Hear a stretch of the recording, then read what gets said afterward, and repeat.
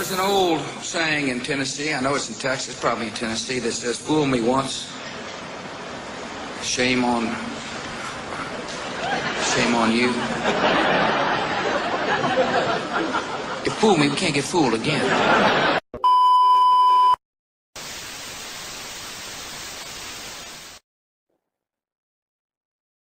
The Matrix is a system, Neo. That system is our enemy. But when you're inside, you look around. What do you see? Businessmen, teachers, lawyers, carpenters. The very minds of the people we are trying to save. Until we do, these people are still part of that system. That makes them our enemy. You have to understand, most of these people are not ready to be unplugged. And many of them are so inert, so hopelessly dependent on the system, that they will fight to protect it. Are you listening to me, Leo?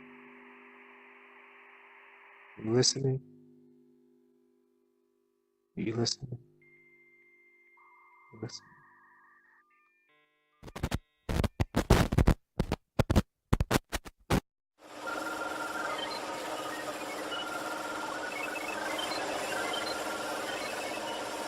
Nuance. Noun. A subtle difference in or shade of meaning. Expression.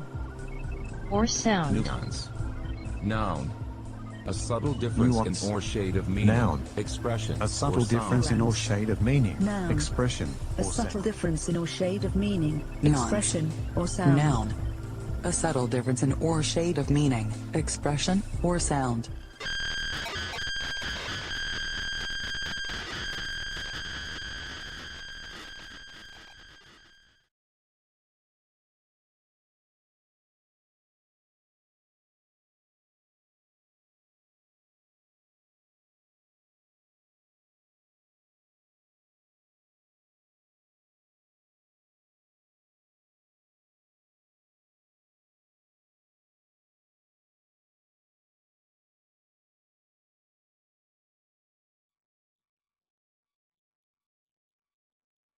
And welcome to Nuance. I'm your host, the Doctor of Nuance, Michael Wood Jr.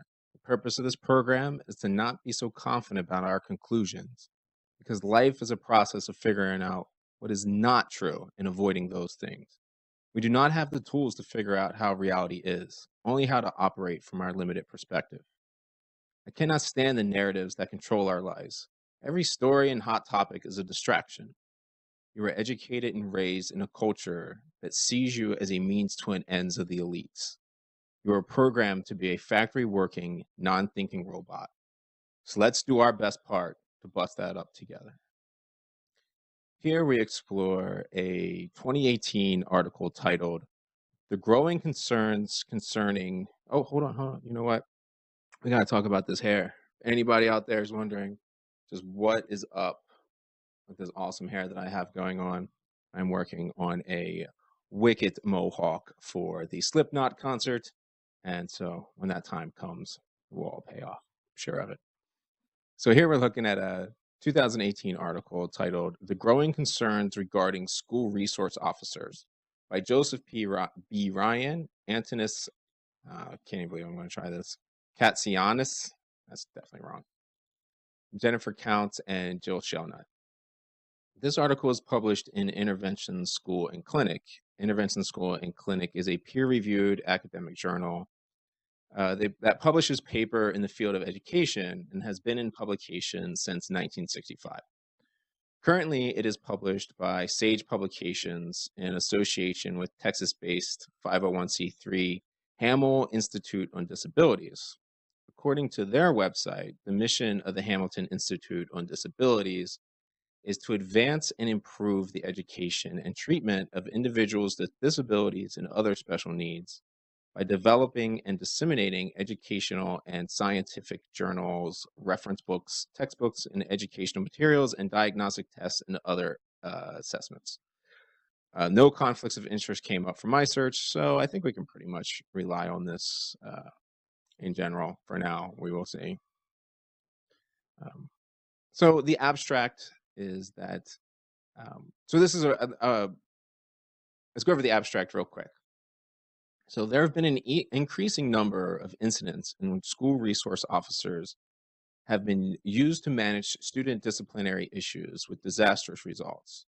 Court cases brought by parents and advocacy groups claim SROs have traumatized and injured students. This article addresses several critical issues concerning SROs being used to manage student misbehavior, lack of training, lack of policies regulating roles and responsibilities, and inadvertently promoting a school to prison pipeline.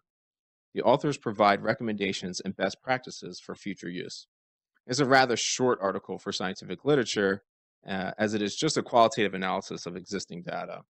As I began to summarize it, I realized there was so much relevant data that I simply realized that I just needed to read the whole thing. So that is what we'll do. As soon as we come back right after this commercial, we'll go ahead and read this article, and hope you enjoy and learn something from it. Awesome. Thank you. Like most cops, the emotions felt when pinning the badge on my uniform for the first time was a source of immense pride, but also a shocking reality to the complication of performing a duty under the weight of such power and responsibility. The callousness of veterans cops and the braggadocious masculinity of the streets are immature expressions of the generations of trauma enacted on our brothers and sisters from a system oppressing us all. My internal fights with policing, whistleblowing, scholarly endeavors, reform efforts, and politics have failed in exhausting fashion. And what I'm trying to say is that we are looking at people who are doing nothing new, and if we focus on the actions, then we can fix the things for next time. Because when you focus on people, we end up thinking we can chop the head off, they put a new person in and something will change. But if we don't focus on the methodologies and the institutions, then we will be totally missing somebody, put them in a prison cell, do the paperwork, go back out, and do it again. So what we really need is to change the incentives and disincentives so that no matter what the role, we're still going towards that objective that actually serves you. More occupation, more vehicles if your answer continues to be violent, because we have to understand that everything about policing is inherently violent. I have come in there with authority and told you what you will do. I believe one of the reasons behind my struggles is that I had not laid out a consistent and intertwined philosophy of what in the hell I was trying to say. For the philosophical foundations of crime and punishment to be ushered into the 21st century, a reimagination of our institutions is necessary. Building off the famous works of Cesar Beccaria, I construct those pathways to the Enlightenment period of justice. Free will, sanctuary cities, gun control, eyewitness testimony, incarceration, and more must all work together for a prosperous society. Learning these lessons has been a brutal journey for me, and it is unlikely to be an easy one for you, but it is one that we owe to the future, to make a safer world for our children to enjoy life, liberty, and the pursuit of happiness. Crimes and Punishments in the 21st Century by yours truly, Michael Wood, is most conveniently ordered from the evil empire Amazon, because we are in that 21st century after all. For the enhanced and expanded audiobook, check out Audible. In the meantime, the philosophical half of Crime and Punishments, all 40-some chapters and then some, is being presented as a free podcast from iMember Media at imembermedia.com and will be available on all major platforms and direct from the publisher. Pause the video or see the links in the notes and prepare for the challenge and adventure of self-critical thought.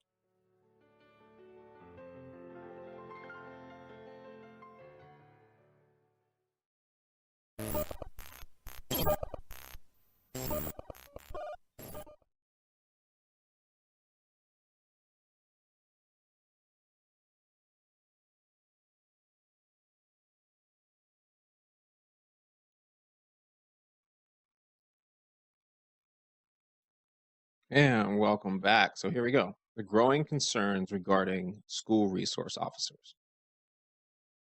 During the past year, the media has exposed a rash of incidents concerning school resource officers, otherwise known as SROs, using excessive force to manage student misbehavior. Among the most disturbing cases receiving national media attention included those in Kenton County, Kentucky, where an SRO handcuffed two elementary students ages 8 and 9 above the elbows on multiple occasions for noncompliance, in Richland County, South Carolina, where a high school girl who was seated in her desk was physically assaulted by an SRO for being noncompliant and refusing to give up her cell phone.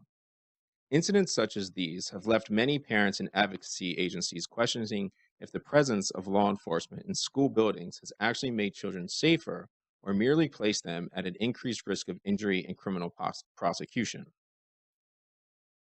The permanent placement of law enforcement within schools originated more than half a century ago during the 1950s in Flint, Michigan, with the belief that a police presence would help decrease school violence, particularly gun-related incidences. Since their inception, school law enforcement officers, more commonly referred to today as school resource officers, experience a significant degree of mission creep, a gradual expansion of the original goals and intent of the position. In the case of SROs, the original intent of helping create a safer school climate has been expanded in many districts to encompass discipline and enforcement of school policy. This expansion is in part due to a lack of precision or clear policy guidelines for defining their roles. The disparity of court decisions surrounding the role of police in schools and the extent of police powers, especially with regard to the blurring of lines between duties of administration and those of law enforcement, gives further evidence to the lack of clarity surrounding SRO programs at every level from policy to implementation.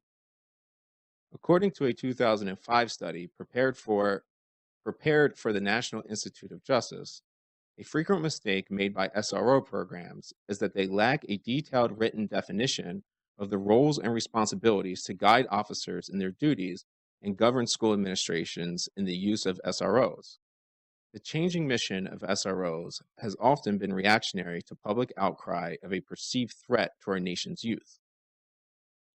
During the 60s and 70s, SROs were placed in schools in many southern states to help address issues related to racial tensions.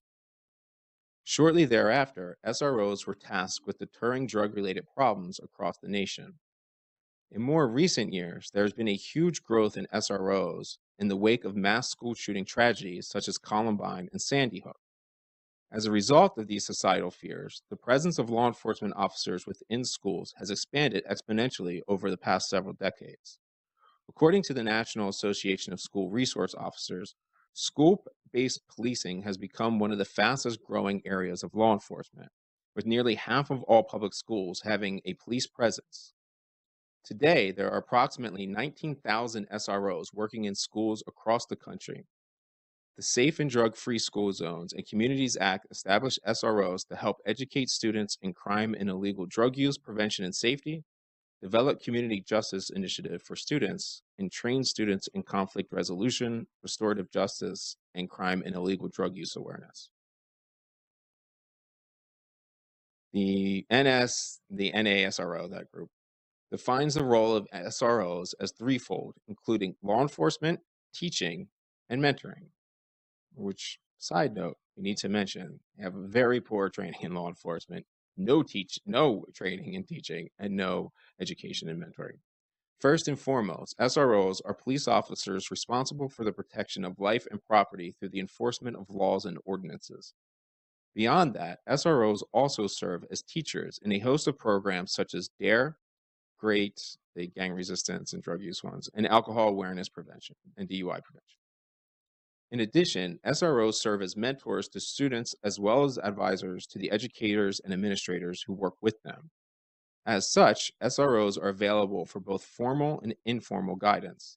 They also work closely with educators on attendance issues and counselors who work within schools and community to help build working relationships. According to statistics released by the Justice Policy Institute, nearly half of an SRO's contracted time is spent dealing with matters of law enforcement. A quarter is spent advising and mentoring, and 12% is devoted to teaching, and 16% performing various other duties. The controversies. While an increased number of schools have embraced the use of SROs to address school safety issues ranging from drugs to weapons, their presence has not been without controversy. This column addresses several issues related to the use of law enforcement in schools, including SROs being used to manage student behavior, inadvertently promoting the school-to-prison pipeline, lack of training, and lack of policies regulating roles and responsibilities, as well as recommendations for best practices. Managing student misbehavior. A common complaint among many educators and administrators has been the increased level of challenging behaviors that they face from students, ranging from noncompliance to dangerous behaviors. These behaviors interfere with students' learning, disrupt the instructional environment, and pose threats to the safety and well-being of students and educators alike. A recent survey by the National Center for Education Statistics reported that 41% of public school teachers claim student misbehavior interfering with their teaching. This is not overly surprising, given the NCES also found that practically the same number, 43%, of schools reported inadequate level of teacher training in behavior management. Educational researchers have long cautioned that the combination of ineffective educational programming, such as failure to provide appropriate curricular instruction, and a lack of appropriate behavioral interventions can exacerbate student problems, leading to a vicious cycle of antecedents that set the stage for problem behavior. The increased level of misbehavior, coupled with a lack of professional training and positive behavioral interventions, have resulted in many schools becoming overly reliant on increasingly harsh and often aversive behavioral interventions for dealing with challenging student behavior, including the use of suspension, seclusion, and restraint. An unfortunate consequence of tasking SROs to deal with student misbehavior has increasingly criminalized traditional school disciplinary issues and exacerbated the school to prison pipeline. Shouldn't use exacerbated that close twice, but anyway. This claim appears to be sustained by the U.S. Department of Education Office for Civil Rights, which found over the course of a recent academic school year, more than 260,000 students were referred to law enforcement, 92,000 students were arrested, 70,000 were physically assaulted, and 70,000 were physically restrained, and 37,000 students were placed in seclusion. Regrettably, the students most commonly impacted by these harsh and intrusive interventions were disproportionately minorities from low socioeconomic statuses. The school to prison pipeline. Although the original intent of SROs was to create a safer school environment, an unintended effect of placing law enforcement within schools has been increased opportunities for negative interactions between youth and police. This has resulted in an increase in youth being referred to the juvenile justice system for assault, weapons, and drug offenses. A report from the Justice Policy Institute showed that schools with SROs had 5 times as many arrests for disorderly conduct as schools without SROs. According to Flannery, in an article for NEA Today, more than 250,000 students were referred to police officers to receive legal consequences in 2010 for offenses that once would have, in years past, simply earned them a stern talking to by school personnel. The statement of interest in 2015 acknowledged that school to prison pipeline theory in a letter of interest describing the involvement of law enforcement in the application of harsh school discipline, which can prove to be discriminatory, especially to students with disabilities. The U.S. Department of Justice cautions that SROs are more likely to criminalize minor school infractions and push students unnecessarily into the prison to school pipeline. Such practices force students out of school and into the juvenile justice system.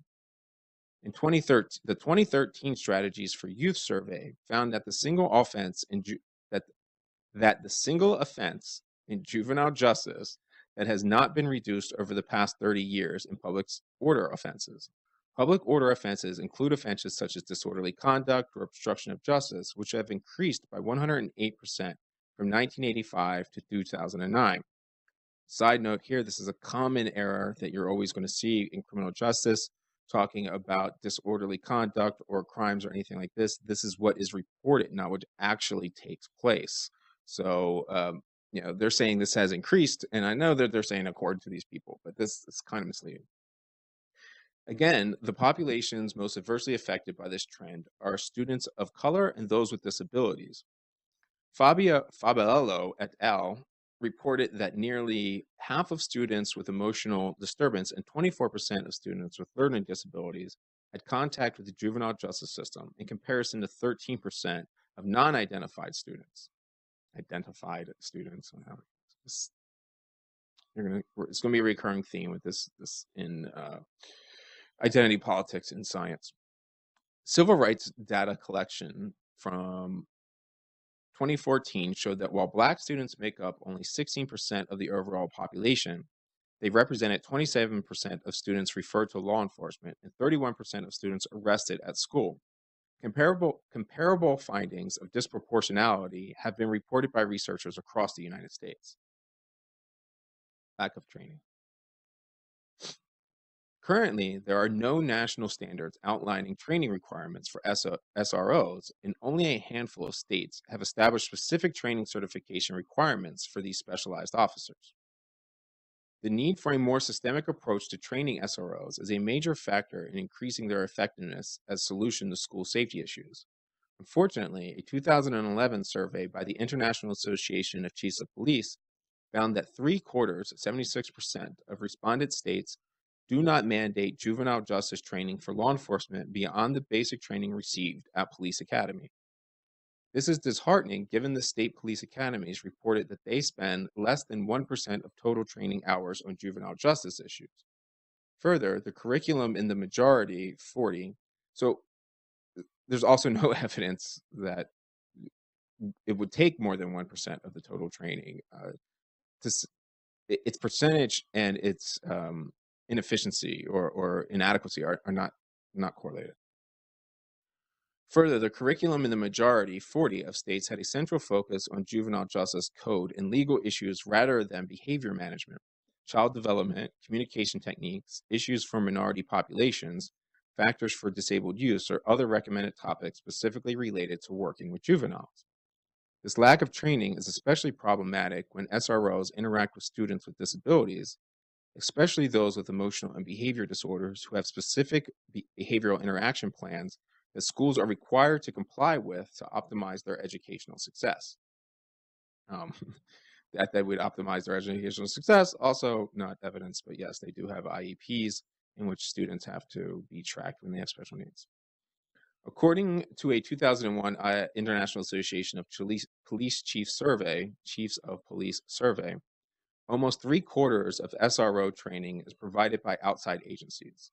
Strategies for Youth, a national policy and training organization working to support effective policing in communities, recommends training that focuses on providing information that promotes positive interactions and decreases conflict by teaching about brain structure and child development, including capacity of youth to make decisions. The NASRO program, a 40-hour block of instruction for SROs, which includes law enforcement concepts, ethics, diversity, and child development concepts, and trends in juvenile justice, as well as teaching and informational counsel strategies.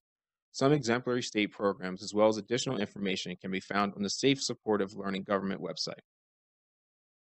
This is really rough when they talk about 40-hour blocks of instruction for SROs. You talk about inadequate training and then mention a 40-hour block, which is, what's a 40-hour block going to do? Establish policies regulating duties and responsibilities. Currently, SROs are guided by varying regulations according to each state. However, community-oriented policing services encourages law enforcement agencies and schools to adopt a memorandum of understanding to clearly document the roles, expectations, and responsibilities of all individuals involved for the purposes of maintaining and increasing safety in schools and communities. Several well-established and model MRUs are shown in this report. An MOU can help schools avoid the inappropriate use of SROs by clarifying the conditions under which law enforcement can intervene with the student and the level of force permissible. According to the Council of State Governments, which is really weird, we have the idea that the school, each individual school, would then have their own armed enforcement wing that they regulate what is legal and illegal. It's like a minor, it's like, or a small little dictatorship there.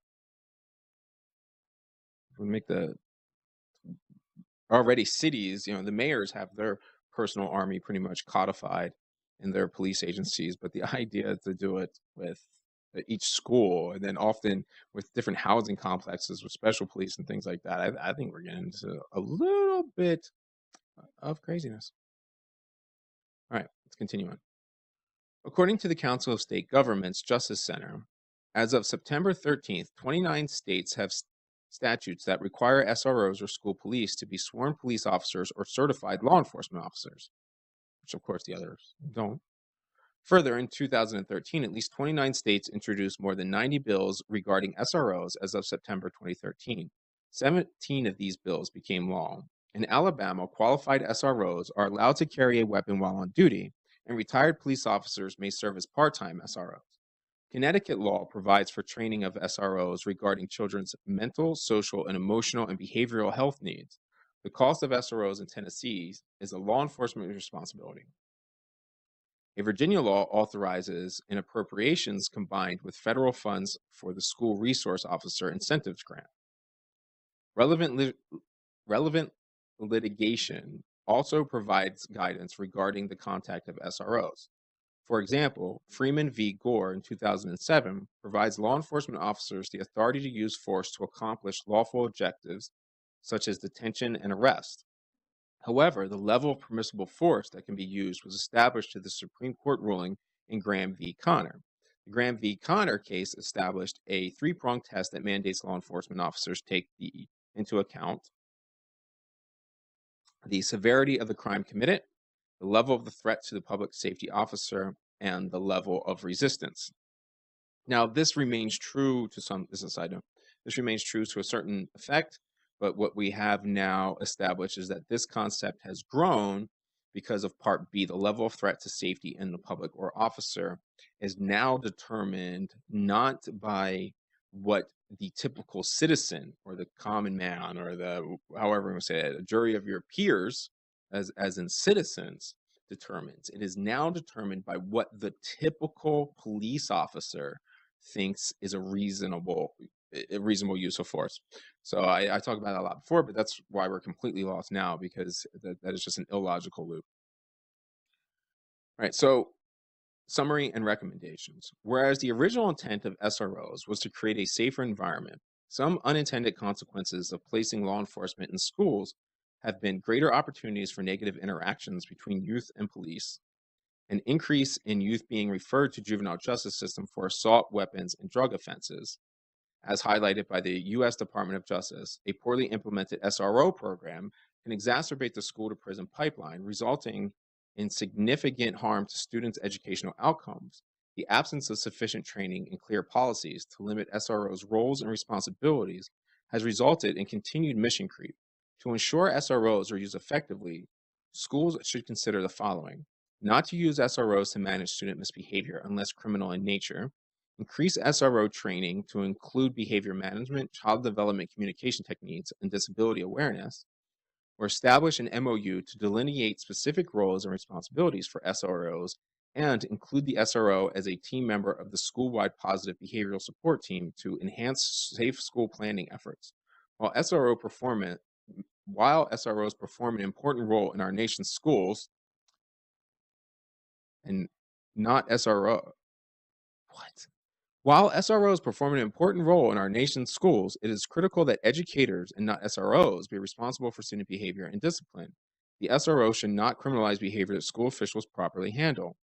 This stance was reiterated by a recent position statement released by the NASRO, which states SROs should be prohibited from becoming involved in formal school discipline situations that fall under the responsibility of school administrators. The authors declared no potential conflicts. Funding came through a grant from the U.S. Department of Education. So, I mean, the whole point of reading that was to kind of bring the whole thing into context. My basic stance is SROs do not belong in schools whatsoever. And it's amazing that they can say things like, while SROs perform an important role in our nation's schools, that is completely unsubstantiated at all. This whole report just went over a whole bunch of reasons of why it's not good. It has made the problems worse that they began with. Cops do not belong in schools. The reason is that what policing is the state-sanctioned use of violence to say either you will comply with what society says or we will kill you. And when you're saying that to a 12-year-old, I think you've already defined your morality level for everybody. But anyway, I don't know what to say about that. Maybe this.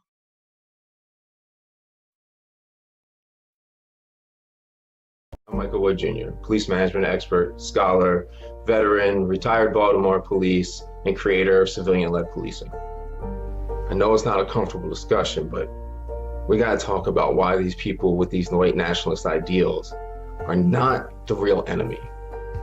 See, there's a system in place, and we can argue about why this is. But in the end result, all the wealth in this country is being gathered in the increasing reaches of elite society, not the 1% or the 0.1%. It's getting to the 0.01%, the 0.001% owning all of the wealth in this country. A lot of this is rooted in a concept known as white supremacy. And I think it's kind of wrong to view it at this point in time, and maybe we should call it elite supremacy. Most members of the white community, most whites, are members of the oppressed classes themselves, and this is expressed by things right now as the level of poverty among whites, as the decreasing life expectancy of the white community. These members of society representing these white nationalist viewpoints at this point in time, they really are losing. What they're becoming is they are now becoming and realizing that they're members of the oppressed classes as well. They are now seeing the effects of what everyone else has been knowing the whole time, of seeing the elite crush down on us. And this is a result of elite supremacy. We have to remember that. And part of this system of elite supremacy puts in multiple layers of classes and divisions to get us to fight against one another and maintain these classes. The most sinister of which, one of the most sinister methods within elite supremacy to fuel this division among the oppressed is the allure of rising out of the oppressed classes by donning a uniform and a badge and becoming one of those enforcers of elite supremacy. The very first policing in America, the primary mission has been the creation and maintenance of oppressed classes, and then the extraction of wealth from those classes in order to fund their own oppression. And why is the number two thing: the protection of elite property over the lives of the oppressed classes. And along the way, that's required the third thing: to continue genocide of the Native American people. We get a decent income, and we get a world where the laws really don't apply to you either. There's no justice in our unjust system. Solutions will not come from within the construct of the system. It is not designed for solutions. It must be disrupted from the ground up. And we must recognize that justice does not equal revenge plus equality. It is not an eye for an eye. We must not be fighting to become the oppressors. We must fight to end oppression. It starts right now in your household, in your family, in your neighborhood. We're not each other's enemy. We're not.